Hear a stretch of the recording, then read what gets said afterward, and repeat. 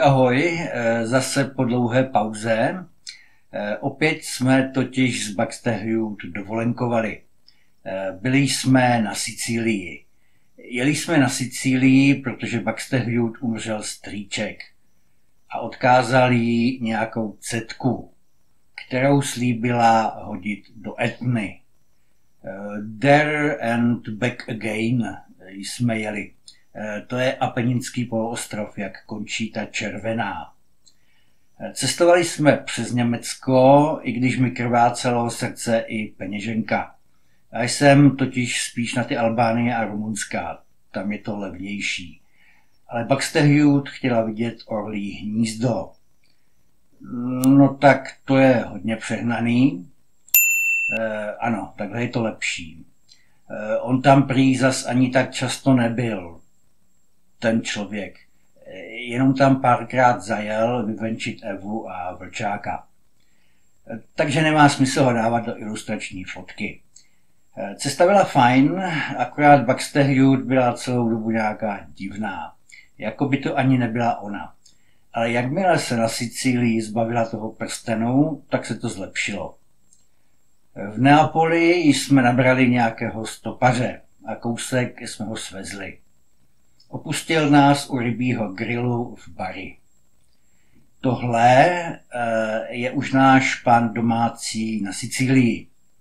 Tak trochu podivín to byl. Pořád jsme mu museli líbat ruku a říkat mu kmotře. Ale docela jsme tam, myslím, zapadli. Co říkáte? Ke konci pobytu byste nás už od Siciliánů nerozeznali. Tadyhle jdeme například z Buxtehude na pláž. V Tebedně máme plavky. Tady je Buxtehude černobílá a sexuálně ofenzivní. To by jí šlo. A tohle je moje oblíbená, taky černobílá. Nazval jsem ji Sicilian Sunday Afternoon. Možná se divíte těm černobílým fotkám. Na Sicílii je totiž všechno černé nebo bílé. Nebo je to blízko Afriky. Prozatím převažuje bílá. Nicméně Frontex se slavnostně zavázal, že to již brzy napraví. Bitva u Domažlic. Bitva u Domažlic se odehrála 14. srpna 1431 někde mezi městy Domažlice a Gdyně. Husitská vojska zde téměř bez boje porazila účastníky 5. křížové výpravy. Vedené markrabětem Friedrichem Braniborským a kardinálem Juliánem Cesarínem. Debakl křižáků definitivně přesvědčil katolíky o tom, že snaha pokořit Čechy silou je marná, díky čemuž bylo z husity zahájeno vyjednávání, které vedlo k diskuzi o platnosti 4 artikulů pražských při slyšení na Bazilejském koncilu. Co bitvě předcházelo? V říjnu 1427 oznámil papež Martin V. nový daňový balíček a vyhlásil vybírání nového ročního desátku. Ne, to není Martin, ale chápu, jak to myslíš. Ano, teď je to správně. Desátek měl být použit k vymýcení heretického učení husitů. Výtěžek byl určen na sestavení vojska pro křížovou výpravu. Její jádro měly tvořit anglické a burgundské oddíly. Do jejich čela se měl postavit burgundský vévoda Filip Dobrý. Než se ale křižácká vojska shromáždila, došlo k zásadnímu zvratu. Z Anglie se již přepravilo na sever Francie asi 2500 lučištníků. Nicméně po porážce Angličanů od Francouzů u Paté už do Čech nezamířili. Angličané se rozhodli, že je raději použijí proti Frantíkům. Anglo-francouzská stoletá válka prostě měla přednost. Historie je plná paradoxů. Johanka z Arku alias Panna Orleánská, symbol francouzských vojsk u Paté, v březnu 1430 osobně napsala výhružný dopis českým heretikům, ve kterém jim hrozila vojenskou intervencí. Čili žádná kámoška husitů to nebyla, naopak. A přesto jim teď svým vítězstvím u Paté nepřímo trochu pomohla. Podotýkám trochu. Angličtí lučištníci totiž byli už součástí vojska, které se v roce 1427 pokusilo dobít Tachov. A moc to tenkrát nepomohlo. 4. března 1431 se konal říšský sněm v Norimberku. Na sněm dorazil zmocněnec papeže Martina V., kardinál Julián Cesarini, pověřený legát pro válku s husity. Během několika dní svého působení zcela zvrátil předchozí jednání a za využití všech dostupných prostředků vyburcoval účastníky k organizaci 5. kruciáty proti českým kacířům. Již 18. března začala královská kancelář rozesílat výzvy k celoříšským přípravám. Křižácká vojska měla tentokrát tvořit výhradně vojska římsko-německé říše. O 2 dny později kardinál vyhlásil odpustkové buly pro účastníky výpravy. Strategický plán počítal s vytvořením 7 vojsk, která měla tvořit 5 útočných skupin. Přičemž sraz těchto oddílů se měl konat na 4 různých místech poblíž českých hranic. No, nebyl to žádný troškář, ten Cesarini. Rakouské sbory se měly shromáždit u Lávy, Laufenu, bavorské a německé v okolí Kouby, Chamu, porýnské a franské oddíly u Vejdy, Vajdenu a konečně saská, středoněmecká i slezsko-lužická vojska měla nástupiště u Kadaně, Waldmünchenu. Ti všichni se nakonec sešli u Vajdenu. Z Norimberku zde v doprovodu 300 kopií družiny Jindřicha z Plavna dorazil i kardinál Cesarini. Následoval arcibiskup Kolínský, vévoda saský, Jan, kníže bavorský a Jan, biskup würzburský. Do Vajdenu dále postupně dorazily jednotky z Braniborska, Mohuče, Bavorska, vojáci švábského městského spolku a řada dalších zástupců říšské šlechty i měst. Vrchním velitelem kruciáty se měl stát Zikmund Lucemburský. Nicméně ten se účastí na výpravě vyhnul a do čela vojska jmenoval braniborského markraběte Friedricha. Oficiálním důvodem byl Zikmundův pád z koně. Nicméně my, co sledujeme historii, víme, že se císař srážkám z husity důsledně vyhýbal po své potupné porážce u Kutné Hory. Nechtěl si snižovat prestiž. A kruciáty po Kutné Hoře podporoval pouze slovně. Čili Bůh ví, jak to s tím jeho pádem z koně bylo. Můj názor je ten, že to byla jen Zigiho výmluva. A dobře chlapec udělal. Husité na hrozící nebezpečí reagovali poměrně odhodlaně. Koncem června se u Plzně shromáždili vojáci všech svazů i husitských měst. Jako host se dostavil i litevský kníže Zikmund Korybut. Z účastnění se svorně podřídili autoritě kněze Prokopa Holého. Jenž zahájil operace na výhodných vnitřních liniích podél západních českých hranic. Avšak prodleva při shromažďování křižáků u Vajdenu a jejich neochota zaútočit na nepřítele na úzkém prostoru měli za následek, že se husité dostali do zásobovacích obtíží a byli nuceni ustoupit hlouběji do vnitrozemí. To je jedna z teorií. Další možnost je, že to byla součást taktiky, jejímž cílem bylo vylákat křižáky více do vnitrozemí a zbavit se tak blízkosti plzeňského Landfriedu, což tvrdí například František Michálek Bartoš. Ne, to nejsou 3 lidi, to je jenom jeden člověk. Ano, tak je to správně. Dokonce ani neměl svoje ministerstvo. Teprve v té chvíli se Friedrich Braniborský rozhodl k úderu. A 1. srpna křižáci překročili české hranice směrem k Tachovu. Kardinál Cesarini chtěl město ihned dobít.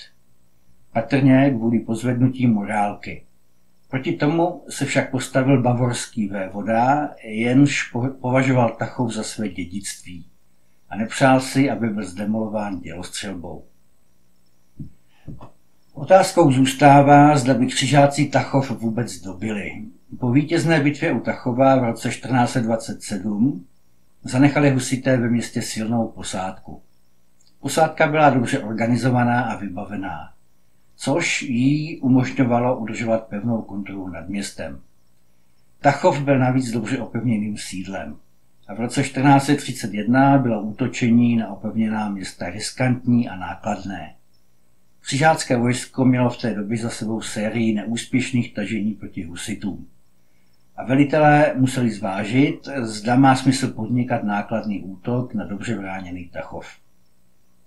Nedobytím Tachova započal sled událostí, který nápadně připomíná nepodařené křižácké tažení před 4 roky. Po několikadenním neúspěšném obléhání se křižáci 8. srpna vydali ke Kladrubům. V Kladrubech se dozvěděli o soustřeďování husitů v okolí Berouna. Rozhodli se proto změnit trasu pochodu a zamířili k Domažlicím.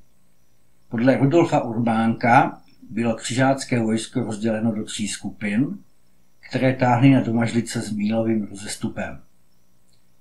Obléhání Domažlic již probíhalo standardně.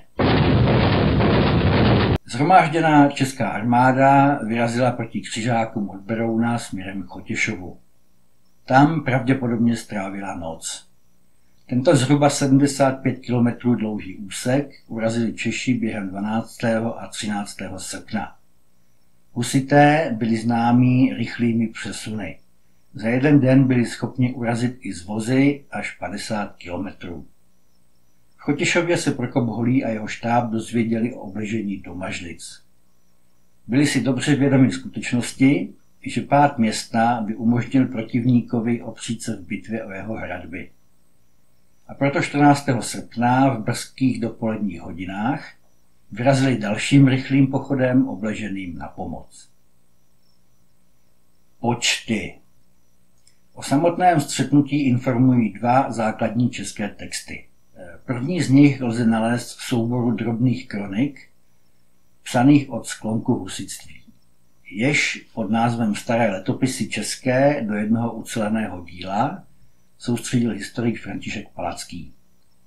Druhý se nalézá v kronice katolického vojáka a přímého účastníka husitských válek Bartoška z Drahonic. Mimo tyto 2 zprávy existuje ještě 3. záznam, veršovaná skladba, pocházející z pera literáta, mistra fakulty Pražské univerzity a přímého účastníka husitských válek, Vavřínce v Březové. Doboví kronikáři odhadovali počet katolíků na 100 000 a počet husitů na 40. Také staří historikové vycházeli z těchto čísel. Pak se toho ovšem chopili historikové novodobí, kteří začali tvrdit, že takové počty vojsk nebylo možné ve středověku zorganizovat, ani je efektivně zásobovat. Například Čornej zcvrknul počet křižáků na 30 000 mužů. Divné ovšem je, že se mu zcvrkli jenom křižáci. Počty husitů nechal původní. My jsme o tom z Baxterwood přemýšleli, proč to tak udělal, a nakonec jsme to pochopili. Oni by mu totiž nezbyli žádní husiti, kdyby je ořezal jako křižáky. Musel by pak vyhlásit kontumační výhru křižáků, neboť žádní husiti by se na bojiště nedostavili. No, já toho Čornýho moc nemusím, jak jste jistě pochopili. Nicméně, i pokud přijmeme novodobý trend snižování stavu armád z důvodu bídné organizace a logistiky, a nebudeme koukat na to, že například u Gaugamel bojovalo 100 000 Peršanů, což bylo mnohem dříve než husitský středověk, a nikdo to číslo nerozporuje, stáli proti sobě na obou stranách desítky tisíc mužů. A to dělá z Domažlic jedno z největších střetnutí středověku. Bitva. Jakmile se Fridrich Braniborský dozvěděl o postupu husitů, rozhodl se přeskupit celou armádu, aby zajistil případnou ústupovou cestu přes Všerupský průsmyk. Začal proto své jednotky stahovat směrem ke Gdyni, kde stály rozestavěny oddíly saského Kurfiřta s kardinálem Cesarini. Oblast mezi Domažlicemi a Gdyní tvoří Všerupská vrchovina, což je necelých 20 km široká mezera mezi Šumavou a Českým lesem. se svými 2 průsmyky, Folmavou a Všerovským průsmykem, odjakživa lákala útočníky z Bavorska k vpádu do Čech. Právě tady se v roce 1040 odehrála bitva u Brůdku. V níž kníže Břetislav I. na hlavu porazil vojsko římsko-německého krále Jindřicha III. Černého. O více než 400 let později se právě zde, v okolí Domažlic, Kouta na Šumavě a Gdyně, snažilo křižácké vojsko zaujmout bitevní sestavu, vytvořit vozovou hradbu a postavit se blížícím se husitům. Kopcovitý terén, kterému vévodí hrad Riesenberg, jim to ale nijak neusnadňoval. A komunikace mezi křižáckými oddíly se nedařila. Sasové nepochopili záměr vrchního velitele a pohyb spojeneckého vojska považovali za útěk. V jejich odřadu vypukla panika, kterou se podařilo německým velitelům zvládnout jen se značným úsilím. Bavorský vévoda poté nechal někde mezi Domažlicemi a hradem Riesenbergem vybudovat vozovou hradbu, kterou obsadil italskými žoldnéři z kardinálské gardy. O dalším vývoji situace se lze pouze dohadovat. Hovoří se o ideálním příkladu psychologického efektu v dějinách válek a podlomené bojové morálce zmatených a vystrašených vojáků hlavního sledu křižácké armády. No, já bych to zkrátil. Prostě byli z těch husitů úplně vycukaný. Je pravděpodobné, že rychlost, s jakou se husité přesouvali, neumožnila špatně organizovaným křižáckým jednotkám včas zaujmout určená postavení. A v jejich táboře propukl zmatek. Ne, to není křižácký zmatek? Ano, to je on. Existuje domněnka, že ve chvíli, kdy vrchní velitel výpravy zaslechl husitský zpěv a rachot vozů, stáhl své vojsko poněkud vzad, aby jej nepřítel předčasně nespozoroval. Tento manévr v kombinaci s předchozí panikou, samotná blízkost husitů, nedůvěra vojska ve vlastní velitele a stále nedostatečně připravená obrana měly za následek, že mezi vojáky zavládlo zděšení. Zde má možná svůj původ legenda o tom, jak byli křižáci u Domažlic zahnáni zpěvem. Ne, to není přesné? Ano, tohle by skutečně mohlo fungovat. Také bych se spasil útěkem. Co se týče legendy o zpěvu, jedno je ale téměř jisté. A sice, že husité při přesunu k bojišti zpívali některý ze svých chorálů.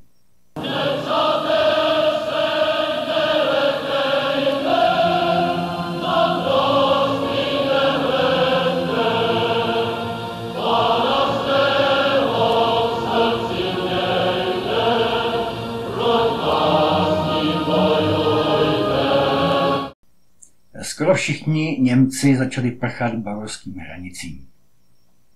Z obyčejného přemísťovacího manévru se stal úprk Germánů do říše, tedy tam, kam patřili. Podle starých letopisů českých se husitům do cesty postavila pouze pěchota, ponechaná v bojových vozech. Ale útočné oddíly českého vojska mezi ně vtrhly a Češi vyhnali Němce z vozů. Mnoho z nich pobili a zajali.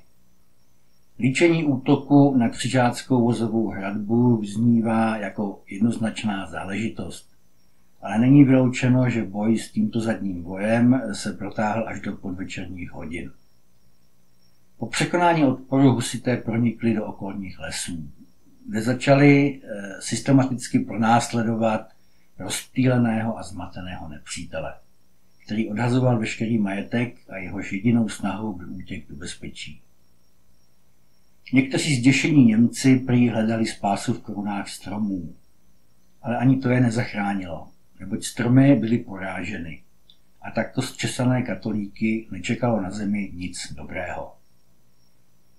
Kardinál Cesarini prý z bojiště prchal převlečen za prostého vojáka.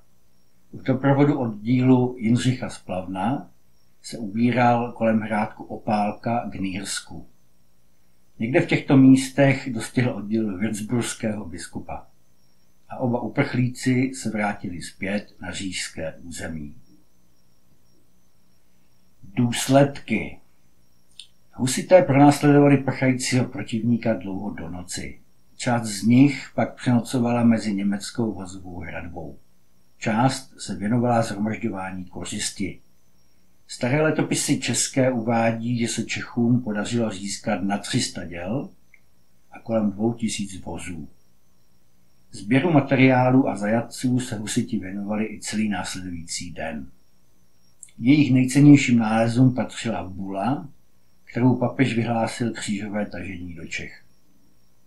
A také červený klobouk a plášť kardinála Cesariniho, jak se traduje. Klobouk byl prý poté ještě dlouho vystavován v Praze před Týnským chrámem. O ztrátách na lidských životech historické prameny prakticky nehovoří. O mrtvých a zraněných na straně českého vojska mlčí zcela. Pouze Bartošek z Drahonic poznamenal, že husité pobili 200 příslušníků kardinálovy italské gardy. Lze ovšem předpokládat, že v rámci celého křižáckého vojska bylo toto číslo mnohem vyšší. Někteří historikové označují tuto kruciátu jako 5., jiní jako 4.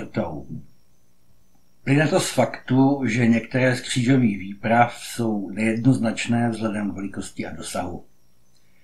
Čili je v tom trochu zmatek.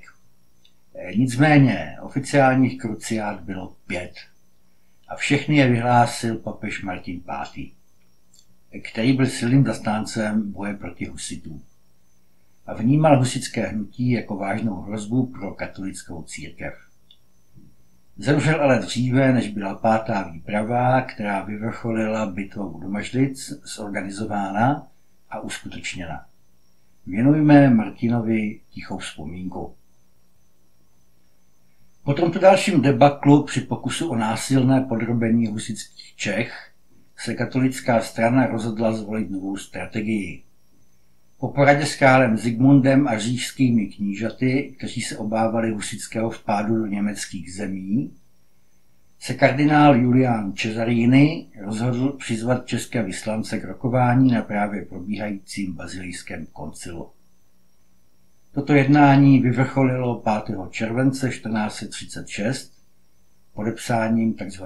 Bazilijských kompaktát. Ta proklamovala konečný mír mezi husity a zbytkem křesťanského světa a uznávala je za členy církve. Dnes bitvu připomíná gloriet se šindelovou střechou ve tvaru kardinálského klobouku. U silnice z Mrákova do Kouta na Šumavě.